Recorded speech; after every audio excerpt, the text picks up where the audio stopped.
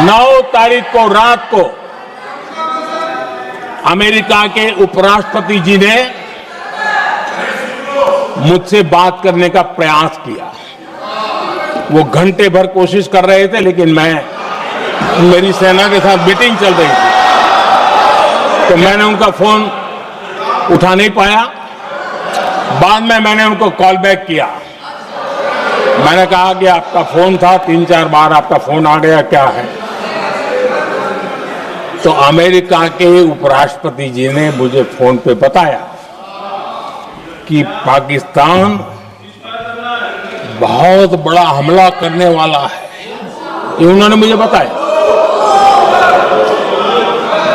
मेरा जो जवाब था,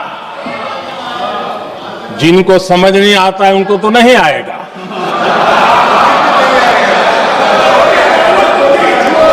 मेरा जवाब था, अगर पाकिस्तान का ये इरादा है तो उसे बहुत महंगा पड़ेगा। ये मैंने अमेरिका के उपराष्ट्रपति को कहा।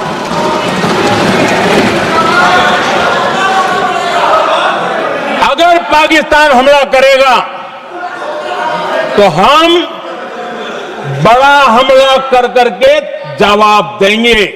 ये मेरा जवाब था। और आगे मेरा एक वाक्य था, मैंने कहा था, हम गोली का जवाब गोले से देंगे। ये 9 तारीख रात की बात है, और 9 रात में और 10 सुबह हमने पाकिस्तान को सैन्य शक्ति को तहस नहस कर दिया था। और यही हमारा जवाब था, यही हमारा जज्बा था। और आज पाकिस्तान भी भली भांति जान गया है कि भारत का हर जवाब पहले से ज्यादा तगड़ा होता है।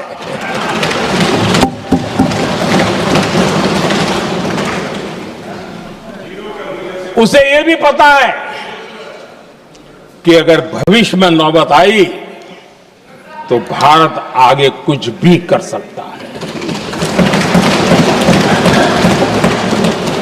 और इसलिए मैं फिर से लोकतंत्र के इस मंदिर में दोहराना चाहता हूं,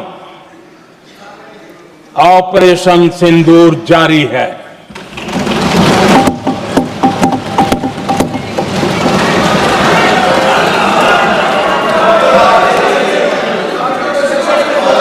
पाकिस्तान ने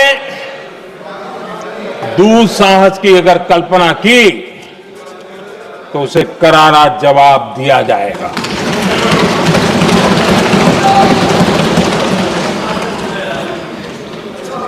आदरणीय अध्यक्ष जी, आज का भारत आत्मविश्वास उससे भरा हुआ है। आज का भारत आत्मनिर्भरता के मंत्र को लेकर के पूरी शक्ति के साथ तेज गति से आगे बढ़ रहा है।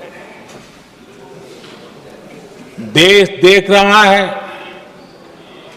भारत आत्मनिर्भर बनता जा रहा है।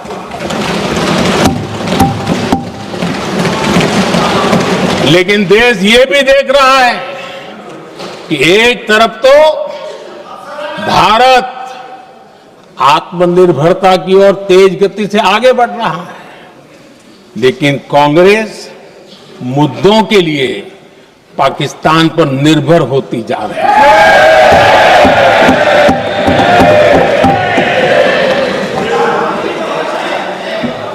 मैं आज पूरा दिन देख रहा था, जो 16 घंटे से जो चर्चा चल रही है, दुर्भाग्य से।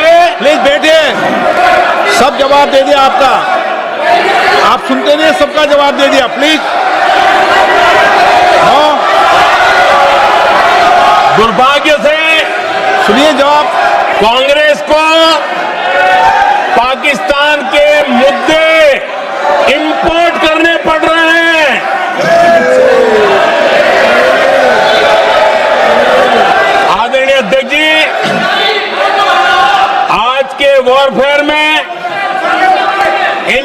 इंफॉर्मेशन और नैरेटिव्स की प्लीज बैठिए। बहुत बड़ी भूमिका है। नैरेटिव घड़ करके एआई का भी भरपूर उपयोग करके सेनाओं के मनोबल को कमजोर करने के खेल भी खेले जाते हैं। जनता के अंदर अविश्वास पैदा करने के भी भरपूर प्रयास होते हैं। दुर्भाग्य से कांग्रेस और उसके सहयोगी पाकिस्तान के ऐसे ही प्रपंच के प्रवक्ता बन चुके हैं।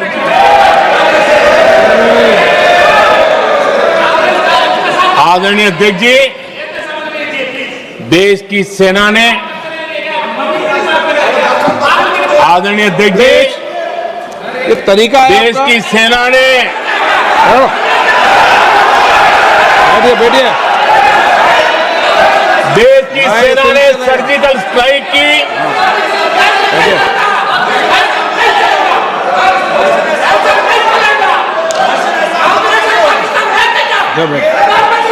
बैठिए बैठिए। आदरणीय अध्यक्ष जी, देश की सेना ने सफलतापूर्वक सर्जिकल स्ट्राइक की तो तुरंत कांग्रेस वालों ने सेना से सबूत मांगे थे। लेकिन जब उन्होंने देश का मूड देखा, देश का मिजाज देखा, तो सुर उनके बदलने लगे और बदल करके क्या कहने लगे? कांग्रेस के लोगों ने कहा, ये सर्जिकल स्ट्राइक क्या बड़ी बात है, ये तो हमने भी की थी। एक ने कहा 3 सर्जिकल स्ट्राइक की थी, दूसरे ने कहा 6 सर्जिकल स्ट्राइक की थी, तीसरे ने कहा 15 सर्जिकल स्ट्राइक की थी। जितना बड़ा नेता उतना बड़ा आंकड़ा चल रहा था।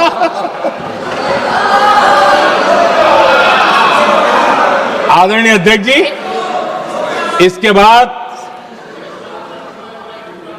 बालाकोट में सेना ने एयर स्ट्राइक की। अब एयर स्ट्राइक तो ऐसी थी कि वो कुछ कह नहीं सकते थे, इसलिए ये तो नहीं कहा कि भाई हमने भी की थी। उसमें तो उन्होंने समझदारी दिखाई, लेकिन फोटो मांगने लगे। एयर स्ट्राइक हुई तो फोटो दिखाओ, क्या कहां गिरा, क्या तोड़ा, कितने मरे, बस यही पूछते रहे। पाकिस्तान भी यही पूछता था, ये भी यही पूछते थे। इतना ही नहीं, आदरणीय अध्यक्ष जी, जब पायलट अभिनंदन पकड़े गए तो पाकिस्तान में तो खुशी का माहौल होना स्वाभाविक था कि उनके हाथ में भारतीय सेना का एक पायलट उनके हाथ लगा था। लेकिन यहां पर भी कुछ लोग थे जो कानों कानों में कह रहे थे, अब मोदी फंसा, अब अभिनंदन वहां है, मोदी ला करके दिखा दे। अब देखते हैं मोदी क्या करता है। आज डंके की चोट पर अभिनंदन वापिस आए।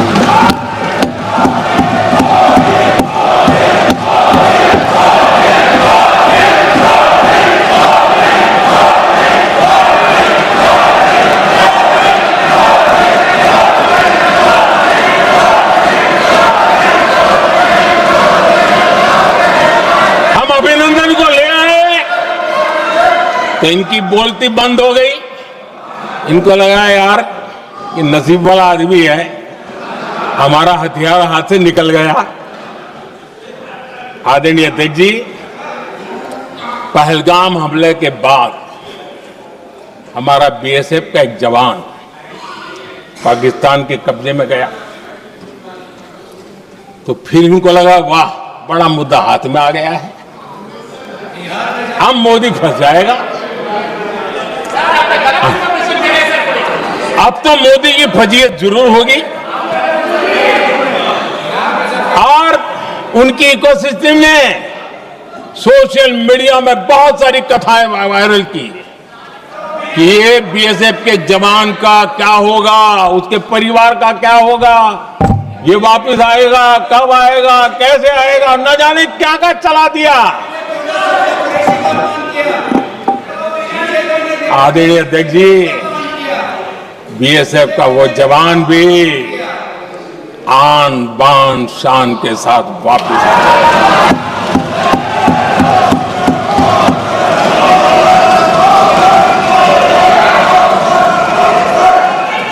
आतंकवादी रो रहे हैं, आतंकवादियों के आका रो रहे हैं और उनको रोते देखकर यहां भी कुछ लोग रो रहे हैं।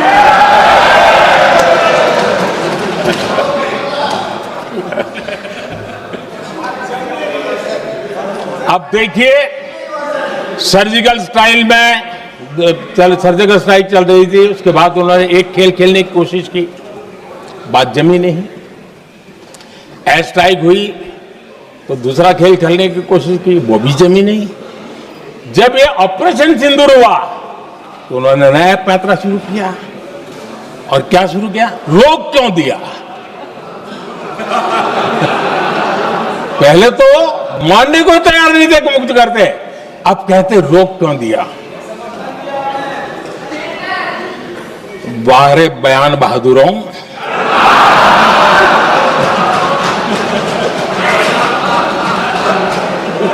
आपको विरोध का कोई न कोई बहाना चाहिए और इसलिए सिर्फ मैं नहीं, पूरा देश आप पर हंस रहा है।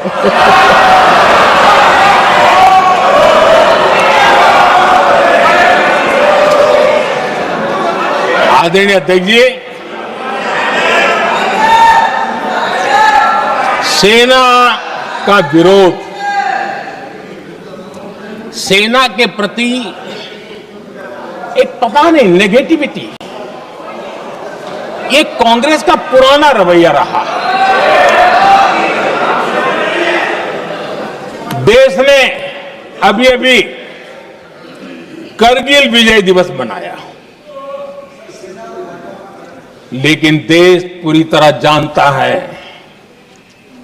कि उनके कार्यकाल में और आज तक करगिल के विजय को कांग्रेस ने अपनाया नहीं है।